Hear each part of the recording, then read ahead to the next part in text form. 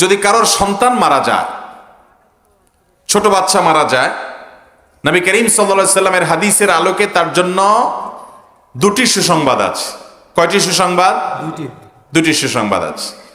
এর ভিতরে একটি সুসংবাদ হলো, যদি কোনো আল্লাহর বান্দা তার সন্তান দুনিয়া থেকে চলে গেছে, এই জন্য সে সবর করে, এই জন্য সে ধৈর্য ধারণ করে, হাহুতাশ না করে, মালাকুল মউতকে গালিগালাজ না করে, ভাগ্যকে গালিগালাজ না করে, জামা কাপড় ছেঁড়াছেড়ি, ভাঙচুর, বুক ছাপড়ানো, মাথায় আঘাত করা, গালে আঘাত করা, এরকম অসহনশীলতার কোনো কাজ না করে, বরং আল্লাহর ফয়সালাকে যদি সে মেনে নেয়, হাদিসে আসছে আল্লাহ রাব্বুল আলামিন আল্লাহর ফেরেশতাকে জিজ্ঞেস করবেন, তোমরা আমার বান্দার কলিজার টুকরা নিয়ে এসেছো?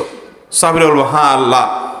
সে তার ছেলেকে কলিজার মতো ভালোবাসতো, সে নিজের কলিজার টুকরার মতো মনে করত, আমরা তাকেই, হায়াত শেষ হয়েছে আপনার নির্দেশে আমি নিয়ে এসেছি আমরা। আল্লাহ রাব্বুল আলামিন তখন ফেরেশতাদেরকে বলবেন যে আমার বান্দার প্রাণাধিক প্রিয় তার সন্তানকে তোমরা নিয়ে এসেছো, তার কলিজার টুকরা তোমরা নিয়ে এসেছো, তার মৃত্যু হয়ে গেছে, সন্তান হারানোর পর আমার সন্তান, আমার বান্দার অবস্থান কি?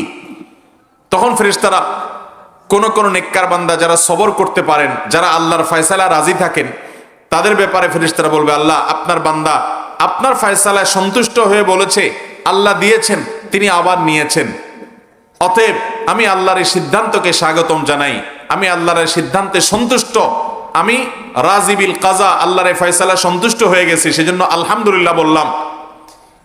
এই কথা বান্দা বলেছে, আল্লাহ তখন বলবেন যে আমার বান্দা, আল্লাহ সবকিছু জানেন, তারপরও প্রমাণ করবার জন্য ফেরেশতাদেরকে বলবেন যে আমার বান্দা, তাকে এই বিপদ দিয়েছি, নিজের সন্তান হারা হওয়ার পরে চোখের পানি ফেলবে, এটা তো স্বাভাবিক। নবী সাল্লাল্লাহু আলাইহি সাল্লামের সন্তান, ছোট ছেলে যখন দুনিয়া থেকে চলে যায় শৈশবে, তখন তার চোখ দিয়ে পানি পড়েছে। সাহাবীরা অনেকে জিজ্ঞাসা করল, ইয়া রাসূলুল্লাহ আপনিও কাঁদেন সন্তানের বিরহে? নবী সাল্লাল্লাহু আলাইহি সাল্লাম বলেছেন, হ্যাঁ, এটা তো খুব স্বাভাবিক যে আপনজনের বিদায়ে মানুষের কষ্ট হবে, চোখের পানি আসবে, কিন্তু মানুষ বেসবর হবে না, মানুষ আল্লাহর প্রতি অধৈর্যশীল হয়ে কোনো কুফরি কালাম বলবে না, আল্লাহর ফয়সালাকে মেনে নিবে।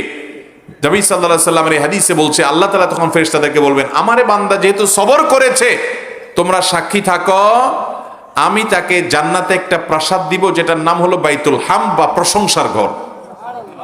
যেহেতু সে আমার প্রশংসা করেছে, তাকে আমি এরকম একটা মর্যাদা দিব, যে মর্যাদাটার নামই দেওয়া হবে প্রশংসার প্রাসাদ। এক। আর দ্বিতীয়ত, যাদের ছোটবেলায় ছেলে মেয়ে মারা গেছে, সন্তান হারা হয়ে গেছেন, ছোট ছোট সন্তান দুনিয়া থেকে চলে গেছে, তারা সবর করেছেন। অনেক ভাই বোনকে আমরা চিনি যে 2-3টা সন্তান দুনিয়া থেকে চলে গেছে, একজন গেছে, আরেকজন গেছে, কয়েকজন সন্তান হয়েছে, সবাই মারা গেছে।